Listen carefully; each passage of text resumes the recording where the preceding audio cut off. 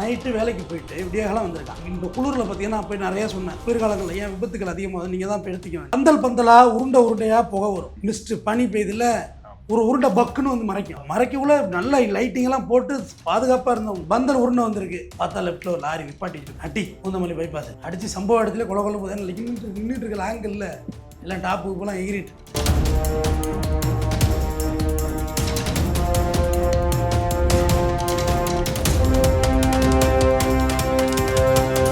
இப்போ வர்ற பைக் எல்லாம் பார்த்தீங்கன்னா சீலிங் பூசாமல் கம்பி கட்டுறாங்க பார்த்தீங்களா, பார்த்துருக்கீங்களா, ஸ்லாப் போடுறதுக்கு முன்னாடி அந்த மாதிரி தான் பைக்கே இருக்குது.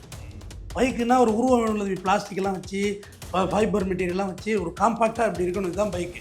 புல்லட் இருக்கா, புல்லட் அதுதான் கரெக்டான சீட்டிங்கான பைக். நம்ம சாக மாட்டோம். புல்லட்டில் போய் மோதிட்டா கண்டிப்பாக நம்ம சுற்றுவோம். ஏன்னா அதான் அது மாதிரி தான் மேஜர் ஆக்சிடென்ட் ஆகும். இப்படி கிடக்குறாங்க. இப்படி கிடக்கிறது வந்து தோள்பட்டையில் என்டையர் வெயிட்டு தோள்பட்டையில் வலி. நான் ஜாவா வச்சுருக்கேன்ல, அப்படி தான் இருக்கும் ஜாவா. இப்படி கிடக்குறாங்க. பின்னாடி பொம்பளை பிள்ளைய உட்கார வைக்கிறீங்க, அது 2வது மேலே துணி காய போடலாம் இருக்கு. அந்த பொம்பளை பிள்ளை உட்காந்தபடியே துணி காய போடலாம் இருக்கு. அங்கிட்டு இருக்கு பிரேக் அடித்தா முதல்ல அதுதான் ஏரில் போகும். பின்னாடி உட்காந்துருக்கோம் தலையை முடி உட்காந்து தலைக்கு பேலன்ஸ் இருக்கிறது 2 wheeler. Not 2 wheeler, it's murder vehicle. இது யமதர்மன் யமனோட ஏஜென்ட்டாக வந்துச்சு. லாரியை தான் சொல்லுவாங்க யமனோட ஏஜென்ட்டுன்னு. லாரியில் 2 வீலர் ஏஜென்ட்.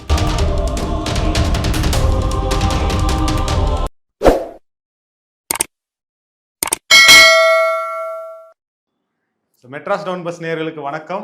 இன்னைக்கு நம்ம பார்த்தீங்கன்னா ஒரு முக்கியமான ஒரு விஷயத்தை தான் பற்றி பேச வரோம். இந்த பைக் வந்து எவ்வளோ அத்தியாவசியமானதோ அது மாதிரி இப்போ ஆடம்பரமெல்லாம் மாறிட்டு இருக்குது. ஆனால் ஏழை குடும்பத்துக்கு அது எவ்வளோ பெரிய ஒரு கனவாக இருந்தாலும் அதை எடுத்துட்டு அந்த குடும்பத்தை சொல்ல அந்த பசங்களோ அந்த பொண்ணுங்களோ எவ்வளோ கஷ்டப்படுறாங்க அப்படிங்கிறத பற்றி நம்ம தமிழந்தன் சார்கிட்ட கேட்போம். வணக்கம் சார். வணக்கம் சார். அந்த டியூப் பைக்கை பற்றி ஒரு சம்பவம் கேள்விப்பட்டேன் சார். அது நீங்கள் கூட பேசிக்கிட்டு இருந்தோம்ல சார், அது என்ன சம்பவம் சார்? அதாவது இப்போ வர்ற பைக் எல்லாம் பார்த்தீங்கன்னா சீலிங் பூசாமல் கம்பி கட்டுறாங்க பார்த்தீங்களா, பார்த்துருக்கீங்களா, ஸ்லாப் போடுறதுக்கு முன்னாடி அந்த மாதிரி தான் பைக்கே இருக்குது. பைக்குன்னா ஒரு உருவம் உள்ளது, பிளாஸ்டிக்கெல்லாம் வச்சு ஃபைபர் மெட்டீரியல்லாம் வச்சு ஒரு காம்பாக்டாக அப்படி இருக்கணும். இதுதான் பைக்கு.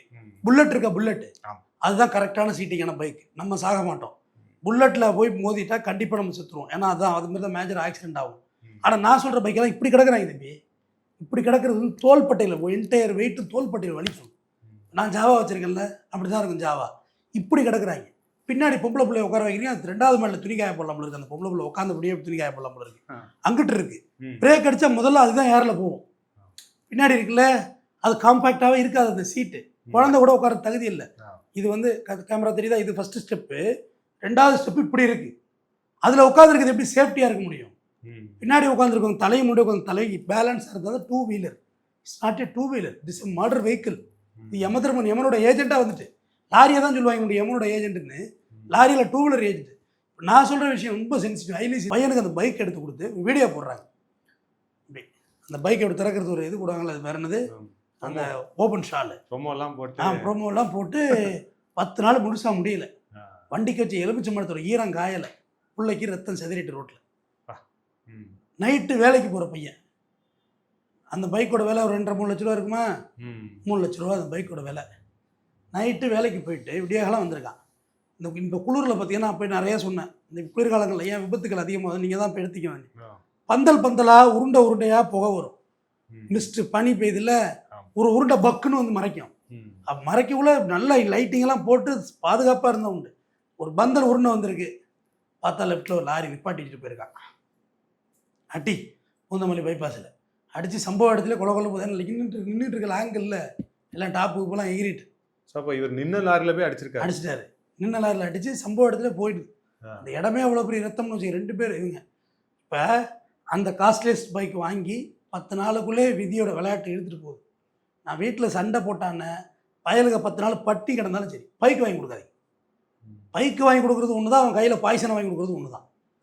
அதுக்கு ஒரு பாட்டில் விஷம் வாங்கி கொடுத்துடலாம், எல்லாம் ஒன்று தான்.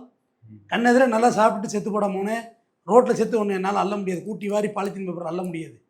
கண்டிப்பாக பைக்கு வாங்கி கொடுக்காதீர்கள். அவன் என்ன தான் பண்ணான்? இப்போ என்ன வித்த காமிக்க ஆரம்பிச்சிட்டான். பைலுக்கு டவுன் பேமெண்ட்டை மட்டும் கட்டு, இஎம்ஐ நான் கட்டுறேங்கிறான்.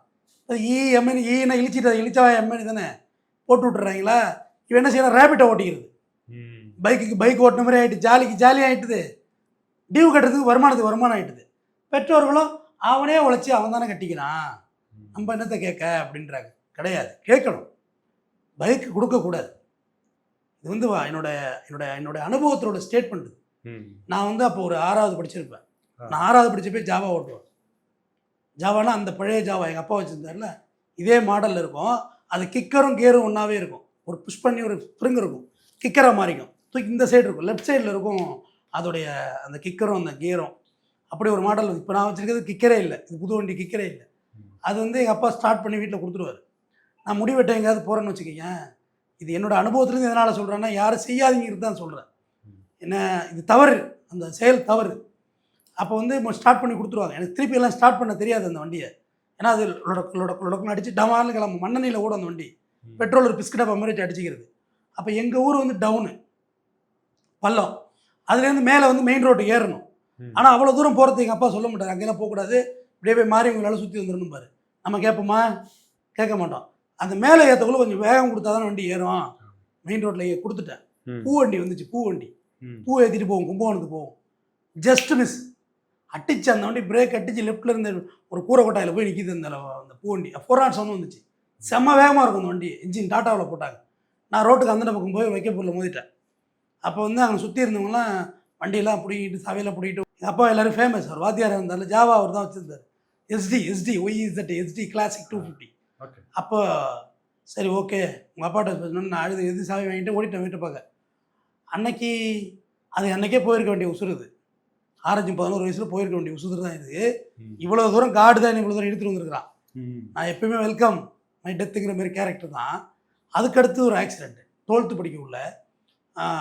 12th வந்து நான் ஃபஸ்ட்டு மார்க்கு, ஓகேவா, 200க்கு 199 எடுத்திருந்தேன். நல்லா எழுதிட்டு ஒரு வச்சு ஸ்பீடாக பிடிச்சேன்னா ஜாவாவை, அந்த வளைவில் கட் ஆகலை. எதுக்காண்டி பைக்கு கொடுத்துருந்தாருன்னா, சீக்கிரம் பிடிச்சி வந்து படிக்கணும் வீட்டில் வந்துக்கிறதுக்காக. 3 பேர் ட்ரிபிள்ஸ். நாங்கள் ட்ரிபிள்ஸ் கொண்டு அடித்து ஒரு சவுகத்தப்பில் பூந்தது வண்டி. அதில் பார்த்தீங்கன்னா வண்டி கீர் பாஸ்லாம் உடஞ்சிச்சு. ஆனால் அதுலேயும் ஜஸ்ட் மிஸ் தான். என்னுடைய இருசக்கர வாகன அனுபவங்கள், வேறு யாரை வச்சு நான் சொல்லலை. இதெல்லாம் எவ்வளோ பெரிய தப்பு, எவ்வளோ பெரிய முட்டாள்தனத்தை நான் செய்திருக்கேன்னு நான் உட்காந்து சொல்கிறேன். எதா நீ நடக்கலை, அவ்வளோதான் விதி.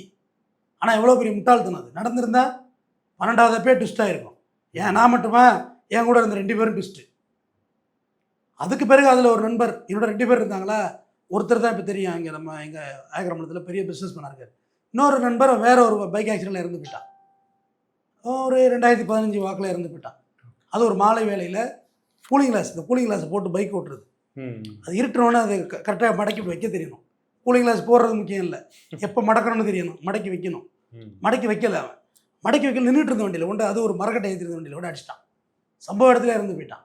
இது மாதிரி 1000 விபத்துக்களை சொல்லுவேன். மார்ச்சரிக்கு போங்க, ஒரு நாள் மார்ச்சரிக்கு போங்க, பிள்ளைக்கு பைக் வாங்க கொடுத்து முன்னாடி. ஏன்னா யாருமே பெற்றோர்களே, நீங்கள் யாரும் வேணும், நான் தர சிறந்தாலும் உங்கள்கிட்ட கேட்குறேன், பைக் வாங்கி கொடுத்து முன்னாடி உங்கள் பிள்ளைய அழைச்சிக்கிட்டு நேராக கவர்மெண்ட் மார்ச்சரி இருக்குல்ல, எம்எம்சி, ஸ்டான்லி, எம்எம்சி, கேஎம்சி, இங்கே அழைச்சிட்டு போங்க. உங்கள் ஊரில் மாவட்ட மருத்துவமனை இருக்கும், அதில் எங்கேயாவது போய் மார்ச்சரிக்கு போனீங்கன்னா எப்படியாவது ஒரு பைக் ஆக்சிடென்ட் கேஸ் இருக்கும். அந்த குடும்பம் எப்படி அழுகுதுன்னு மட்டும் பாருங்கள். நம்ம ரோட்டில் சாகிறதுக்கு அங்கே பிறந்திருக்கோம். நம்ம ஒரு 40-50 வயசுக்கு மேலே எல்லாம் சாதிச்சுட்டு தாங்க சாகணும். அதனால அந்த குடும்பம் அழுகிறத பாருங்கள். ஒரு சாதாரண பைக்கு நினைப்பீங்க, என்ன கேட்டான் புள்ள, பைக்கு தானே வாங்கி கேட்டான், வாங்கி கொடுங்க. வாங்கி கொடுக்காதீங்க. பிள்ளைகளே, என்ன தருமி தம்பிகளே, பைக்கெல்லாம் வாங்காதீங்கடா. கரெக்டாக காலேஜுக்கு போங்க, 18 வயசு நிரம்பட்டும், லைசன்ஸ் எடுத்துக்கங்க, காலேஜ் முடிச்சுட்டு ஒரு வேலை வாய்ப்பை தேடுங்க, நல்ல கார் வாங்கிக்க, பெஸ்ட் நல்ல கார் வாங்கிக்க. நல்லா 4 பேர் உட்கார மாதிரிலாம் பெட்ரோல் கார்லாம் இப்போ 4 லட்சம் 5 லட்சத்தெல்லாம் போடுறாங்க. கியூட்டெல்லாம் நிறையா கார் கிடக்குங்க. இப்போ நல்ல கார் வாங்கிக்க, புது வண்டியாக வாங்கிக்க, நீ உழைச்சதில் இஎம்ஐ கட்டிக்க, சாக மாட்டேன். 2 வீலர் வந்து அப்படிலாம் கிடையாது. அது தயாரிப்பே ரொம்ப, அது எப்படி இனோவேட் பண்ணாங்கன்னு தெரியல. அது ரேஸ் ஓட்டுறவனுக்கு ஓட்டுட்டோம். இந்த பைக்கை வச்சுட்டு உனக்கு சும்மா மெதுவாக ஓட்டுறானுங்களா? நீ வேற எப்போ புறான்னு சுற்றி போலீஸ் அடிக்கிறாங்க, பிராச்சுன்னு பாயிறாங்க. இது ஒரு இப்படிங்கிறதுல போகுது இந்த பைக் டீலிங் பண்ணுறாங்க. ஐயோ இப்படி நமக்கு அப்படியே வயிறெல்லாம் சுருக்குங்குது, பயமாக இருக்குது பார்க்குறதுக்கு. சரக்குன்னு அடிச்சுட்டு போகிறான், சரட்டுங்க காதுக்குள்ள. அப்போ அதோட ஹை ஸ்பீடு என்ஜின், அந்த என்ஜின் சிலிண்டர் ஓட்டுற அளவுக்கு இங்கே ரோடு கெப்பாசிட்டி இல்லையே. நம்ம ரோடு அப்படியே இருக்குது, நல்ல வேகமாக போவீங்க, பார்த்தா ஒரு நாய் உள்ளே வரும், நாய் போயிடும் விழுந்து வவுன்னு. நீ போவா ஏரில் போய் பொட்டு விழுந்து மண்டை சேதறி போவா. ஹெல்மெட் போடுறது கிடையாது. ஹெல்மெட் போட்டாலும் இந்த மாதிரி மேஜர் ஆக்சிடென்ட்டாக நீ தப்பிக்க முடியாது. ஹெல்மெட் வந்து மண்டை அடிபடாமல் உங்களை ப்ரிவேஸ் பண்ணும். பட் நெஞ்செல்லாம் அடித்தோம்னா என்ன ஆகும் தாங்க. அது வாகன விபத்துகள் மரணம் மாதிரி நான் ரொம்ப கொடூரமான வழக்குகளை பார்க்குறது அவ்வளோ மோசமாக இருக்குது. எல்லாம் சின்ன பசங்க, 17, 18, 19, 20, 17, 18, 19, 20, ஒரு 25 வயசுக்கு மேலே உன்ட்ட ஒரு சின்ன ஒரு ஸ்லோ வரும் ரத்தத்தில். அட போடா போகிறான்னு நம்ம ஏன்டா விரட்டிக்கிட்டு அப்படின்னு சொல்லி. அதனால பைக்குங்கிறது நம்மளோட தேவைக்கு வாங்குங்க. பைக்கே இல்லாமல் எப்படி சார் வாழ்கிறதுன்னு கேட்கலாம் நீங்கள். பைக்கே எல்லாம் வாழ முடியாது தான். ஆனால் பாதுகாப்பான வேகம், அளவான வேகம் ஒன்று இருக்குல்ல, அது போங்க. ரொம்ப அளவாக வேலைக்கு போகிறதுக்கு வச்சு தான் ஆகணும். எத்தனையோ பேர் வேலைக்கு போயிட்டு வந்தவங்களாம் மரணிச்சிட்டாங்க இந்த பைக் ஆக்சிடெண்ட்டில். நல்லா குடும்பமாக உள்ளவங்களே நிறைய பேர் இறந்துட்டு இருக்காங்க. இருந்த போதிலும் நம்ம குழந்தைகளுக்கு இந்த வயசில் வேண்டியதில்லை. டிவே கட்டிக்கிறேன்னா நீங்கள் சொல்லுங்கள், அப்பா தலைவர் பைக் வாங்கி கொடுக்க யோக்கியது இல்லாமல் இருக்கும்னு நினச்சிட்டு இருக்கியாடா? பைக்கு உனக்கு தேவையில்லை. அது மட்டும் நீங்கள் ஸ்ட்ராங்காக சொல்லுங்கள். அவன் அழுவான், சாப்பிட மாட்டான், பிறண்டு அழுவான், வீட்டை விட்டு போகிறோம்பா, நீ வீட்டை விட்டு போய் கூட வாங்கிக்கோ, உனக்கு இந்த வீட்டில் பைக் கிடையாதுங்கிறத தெளிவாக சொல்லுங்கள். உங்கள் வீட்டு பிள்ளைங்களை சாலையில் போட்டு பாலித்தீன் கவரில் அள்ளி கட்டுற தெம்பு உங்களுக்கு இருக்கோ இல்லையோ, எனக்கெல்லாம் இல்லை. தொடர்ந்து பேசுவோம். நன்றி. நன்றி.